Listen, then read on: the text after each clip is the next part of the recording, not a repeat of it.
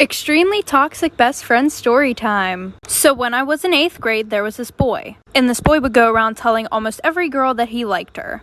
And I was one of those girls. And he would do stuff with all of us. And there were like 11 of us. So we all hated each other. Especially this one girl, and we're gonna call her Abby. And every time we saw each other, we would be super mean to each other. Well, a year passed, we stopped talking to this kid. And I bumped into her at homecoming and basically apologized. So after that, we became best friends. And everything was good until every time I told her about a guy, she would start talking to them. Like this one boy that I was Snapchatting and talking to, she accidentally sent nudes to him and said, "Oh, sorry, I meant to send them to my boyfriend." So then she called one of my other best friends and said, "No, it actually wasn't an accident." And of course he told me because he was my best friend. So I was like, whatever, and stopped talking to the boy. And she did it again, like for part 2. Why you should be really careful how you treat people. And also why you should stick up for people. When I was in 8th grade, I was really good friends with this kid named Damon. Me, him, and this other friend of mine, we were all at the same table. In English class, we would joke around, talk about the same TV shows and movies. We were the loudest group by far. But near the end of the school year, Damon ended up moving.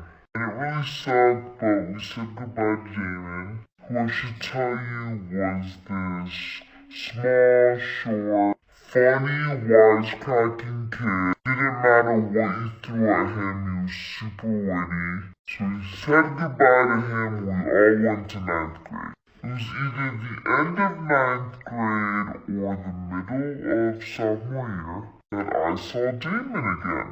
He had transferred back to our school. Story time of how I found out that my mom was actually my older sister.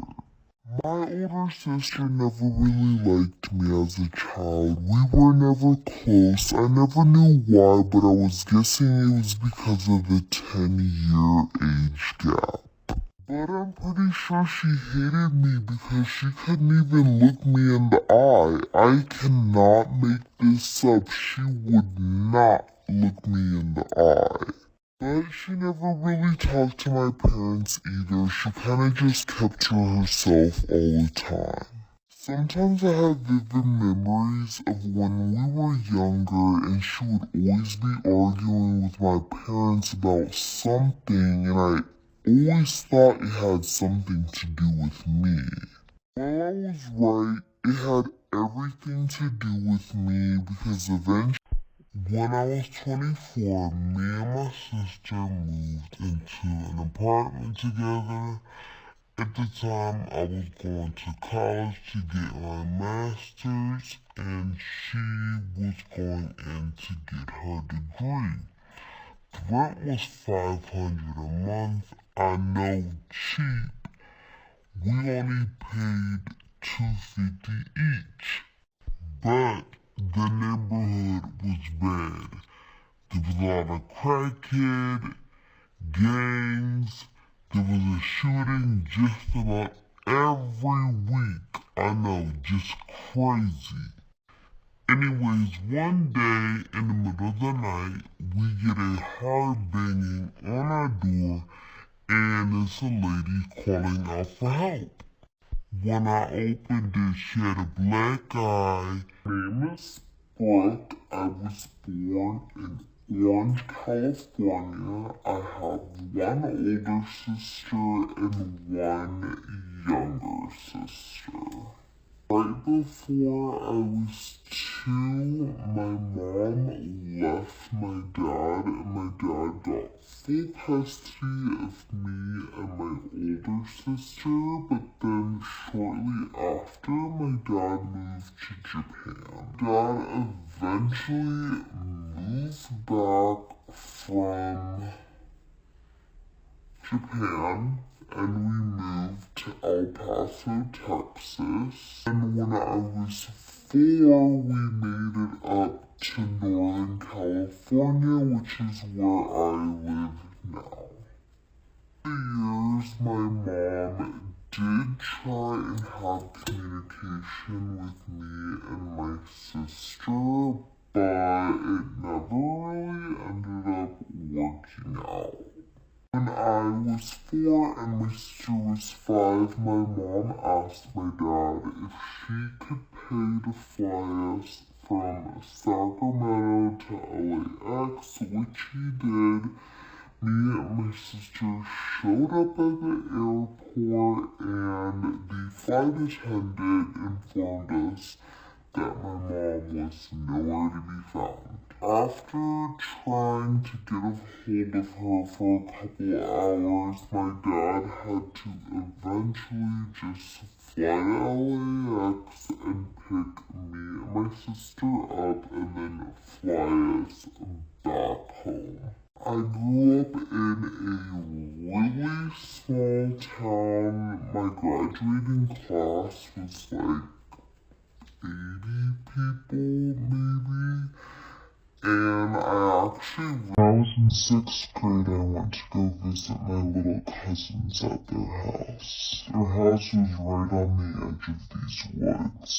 And the woods were really thick, and our parents always told us not to go there. And one time I asked my mom why, and she said because when people do bad things, they sometimes go and hide in the woods. I was staying at my cousin's house for a week on this one trip. And whenever I was bored, I would go look out the window and watch the woods. Usually it was pretty boring and I would just be staring at trees. But one day it was like 5 p.m. and the sun was setting, so it was getting dark, and I saw something moving in the woods. When I was in 6th grade, I went to go visit my little cousins at their house. Their house was right on the edge of these woods.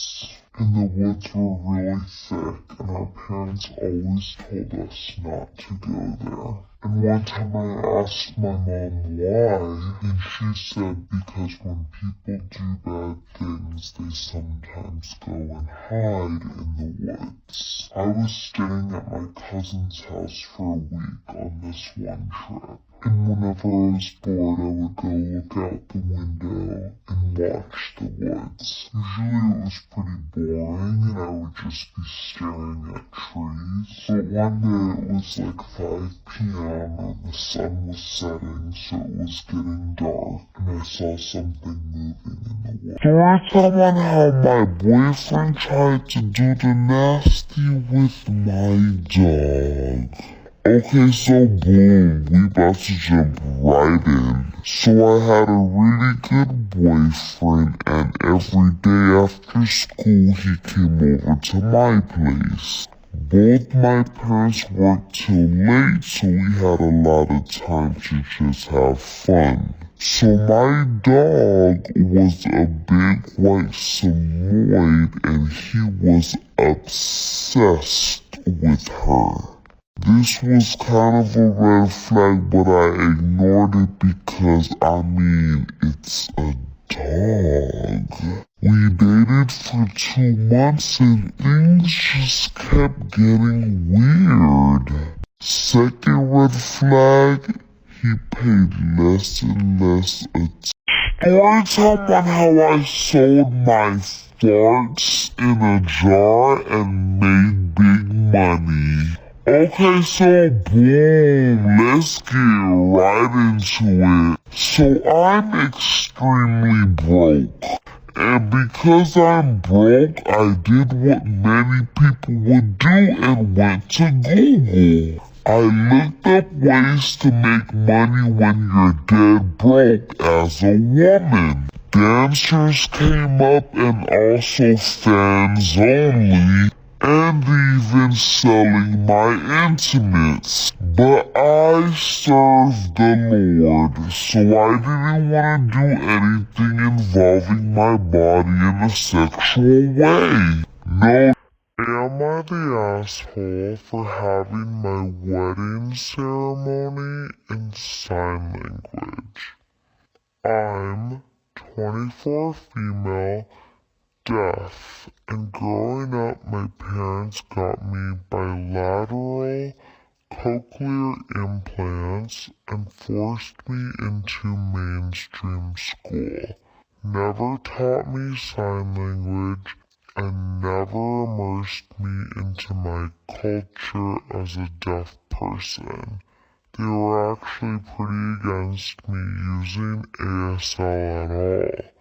Well, I took ASL in high school against my parents' wishes and then got into a deaf university. Although I couldn't sign fluently when I started,